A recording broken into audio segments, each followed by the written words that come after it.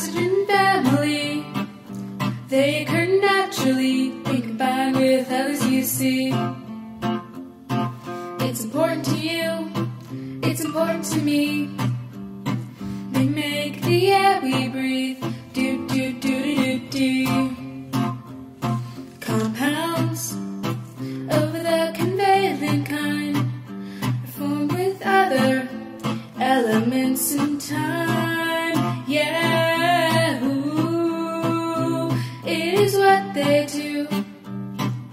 Yeah, yeah, yeah, yeah. They exist in compounds with -2 when in their oxidated state. They exist as different molecules such as O2, 3, S6, and 8.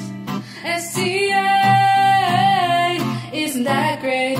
6 valence electrons spin on the outside. I guess they enjoy the ride. At least I hope they do. Made of 3 non-metals, oxygen, sulfur, and selenium. 1 metalloid, delirium. They only have 1 metal, polonium. Rhymes with bologna gum. Choo choo choo choo choo choo choo choo choo.